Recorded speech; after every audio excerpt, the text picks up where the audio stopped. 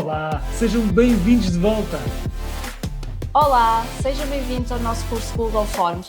Portanto, no nosso último vídeo estivemos a explorar 3 tipos de perguntas de escolha múltipla, caixa de verificação e listas de valores pendentes, Hélder. Sem dúvida! Então vamos continuar esse nosso trabalho agora também.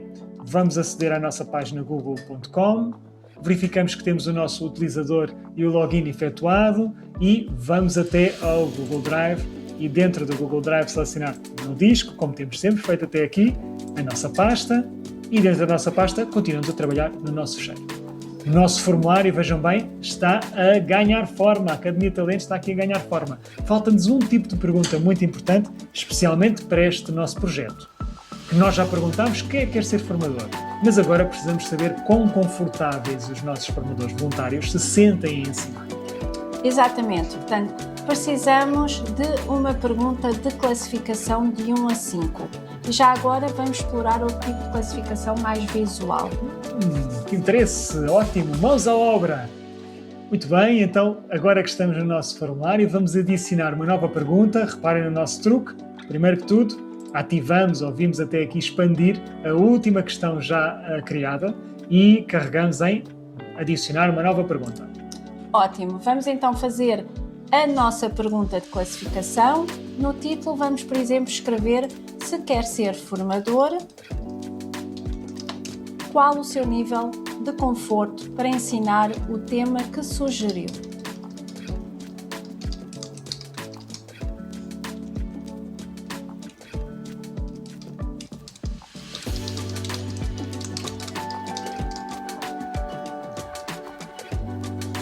E agora, para esta pergunta, vamos ver que o tipo de pergunta, exatamente como o Google Forms adivinhou, é ótima esta ajuda que ele aqui nos dá.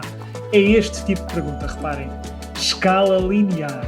Está abaixo daquelas hipóteses que já usámos, resposta curta, parágrafo, escolha múltipla, caixas de verificação e pendente. É esta aqui assim que diz escala linear. Vamos escolher esta opção, exatamente como ele já nos sugere. E agora as opções aqui da nossa pergunta mudam. Mudam, exatamente. A escala linear é a ferramenta perfeita para medir, portanto, a intensidade. É o que usamos para escalas de satisfação, classificação ou, como neste caso, de conforto. Sim, repare, o que o Forms nos dá são estas duas opções. O início da escala, que é 1 por defeito, e o fim, que também por defeito é 5.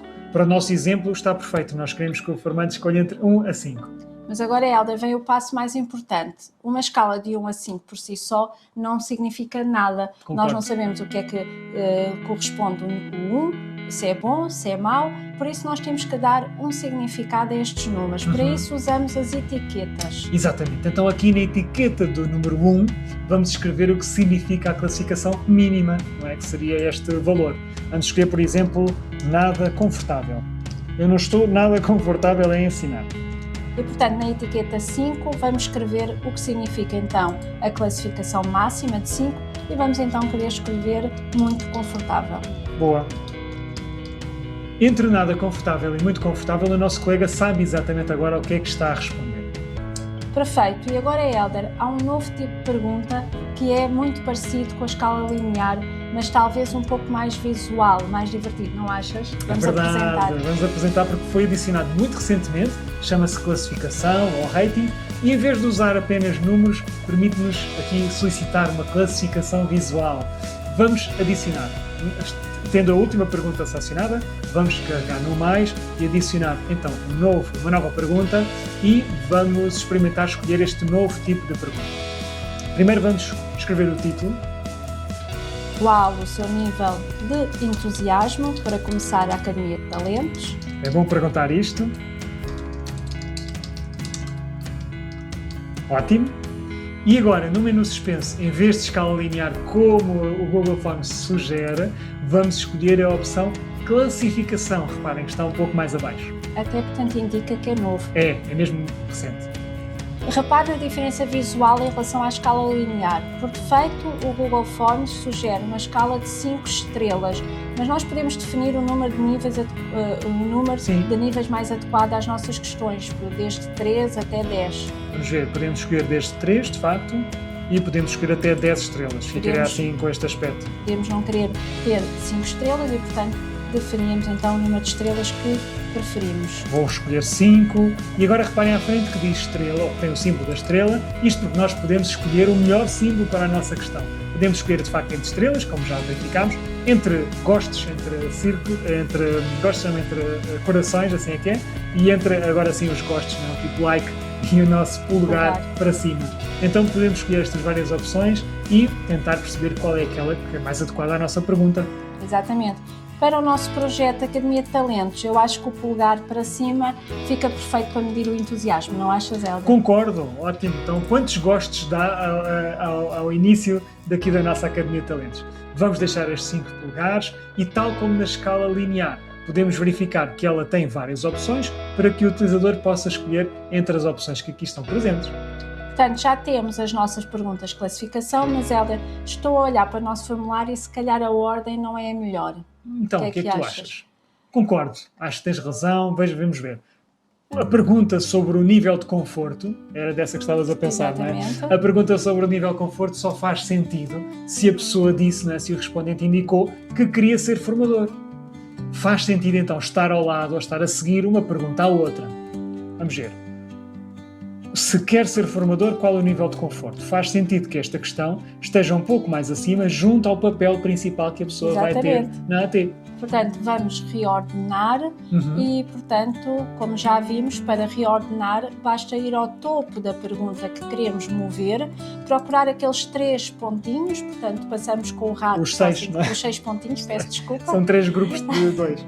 São 6 pontinhos e, portanto, posicionar o rato sobre esses pontinhos. O cursor muda para uma seta ou uma cruz, aliás, com 4 setas, e é este sinal de que podemos agarrar na questão, vou clicar com o botão esquerdo, sem largar, arrastamos-la, andamos muito devagar, que é a parte mais difícil. Andamos muito devagar até à pergunta que nós queremos, que era aqui assim, e agora largamos o botão esquerdo do rato e quando largamos verificamos então que a pergunta fica logo a seguir à que pretendíamos, que era o tipo de... qual era o papel principal, não é? Na AT. Portanto, para mim parece-me mais lógico, para ti também parece-me que sim. Sim, e agora vamos ver outras ferramentas de gestão. Vamos imaginar que para além do nome queríamos pedir também o e-mail ao nosso colega. Então íamos precisar de outra pergunta de resposta curta. Porquê é que apagámos aquela resposta lá atrás? Já anteriormente fizemos uma pergunta deste género, não é? No vídeo anterior. Para isso é muito fácil. Apesar de termos apagado, é tão simples criar uma nova que não tem problema nenhum. Vamos até à nossa primeira pergunta, o seu nome. Clicamos sobre essa pergunta. Agora que ela está ativa, lembram-se deste jeito, deste truque, vamos clicar na barra flutuante em mais pergunta. Não. Mas, bem visto. Não. Por que não? Porque podemos fazer de outra forma que é rápida, especialmente se a pergunta for parecida. Repara aqui na barra inferior de cada pergunta. Cá está outra vez o nosso ícone de duplicar, ou seja, parece que são 2 papéis, um junto ao outro. Se eu clicar em duplicar, a nova pergunta vai ser do tipo da pergunta anterior, vai ter de parecer uma cópia exata, o que me facilita, em muitos casos, a redação, não é, da nova pergunta e também a sua configuração. Exatamente, portanto, instantaneamente ele cria uma pergunta, uma cópia logo abaixo. Obrigado por me ajudares a recordar que era muito melhor esta opção, particularmente em perguntas muito complexas. E, portanto, agora que já temos a pergunta duplicada, só temos que modificar o título. Clico na cópia, portanto, e substituímos o seu nome por o seu e-mail. Já escrevemos o seu e-mail e já está. E claro, se nos enganarmos ou se mudarmos de ideias, temos o ícone de apagar. A nossa caixote de lixo que nos permite apagar esta questão do e-mail, porque, olha, não vamos precisar dela na nossa sondagem.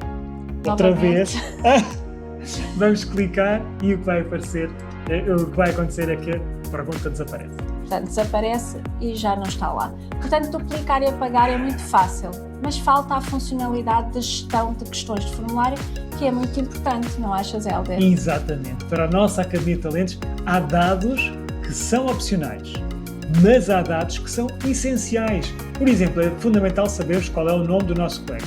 Já vimos isso mesmo e como é que garantimos que esse nome do nosso colega é obtido quando ele preenche o questionário, Vanessa? Portanto, não podemos ter respostas anónimas, já tínhamos visto esta questão, portanto, no vídeo anterior, e, portanto, não queremos respostas anónimas nesta fase. Temos que garantir que essa resposta, que essa pergunta, peço desculpa, é respondida.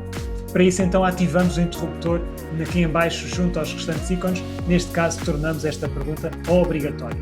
Esta alavanca, este interruptor, tem que ficar ativo para efetivamente aparecer, quando nós mudarmos de pergunta, vemos isso mesmo, aparecer um ícone vermelho, que é o sinal universal, este asterisco, que diz aos nossos colegas: atenção, esta pergunta é de preenchimento obrigatório, o formulário não pode ser preenchido sem esta resposta estar aqui colocada.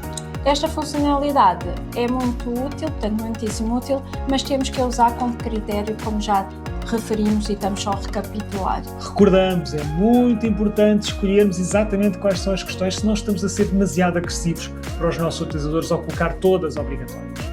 Por exemplo, imagino que os nossos colegas não têm nenhuma sugestão de curso e se os obrigarmos a escrever algo ou alguma sugestão, eles podem ficar frustrados ou escrever nada, ou pior ainda, podem desistir de preencher o formulário. Portanto, a regra de ouro é: só ativamos o campo obrigatório naquilo que é absolutamente crítico para os nossos dados. O nome é obrigatório. O papel do inquirido também, talvez. Mas as suas sugestões não. Vamos deixá-las como opcionais.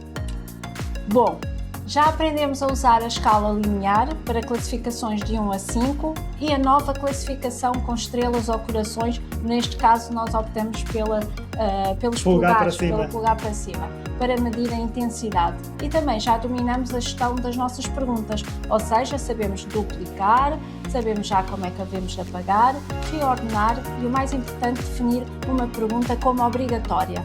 Excelente, o nosso formulário está estruturalmente completo. Já temos todas as perguntas que precisamos para iniciar a nossa sondagem. E agora, Helder, o que é que fazemos? Então agora faltam as partes mais divertidas e uma delas é personalizar o nosso formulário. Nos próximos vídeos vamos ver como podemos tornar este formulário nosso. Como é que podemos dar-lhe uma identidade visual na nossa Academia de Talentos. Vamos aprender mais coisas, mas vamos usar sem dúvida o menu também personalizar tema. Helder, vamos também mudar o cabeçalho, as cores, as fontes. E vamos validar! Vamos a isso? Até já! Até já!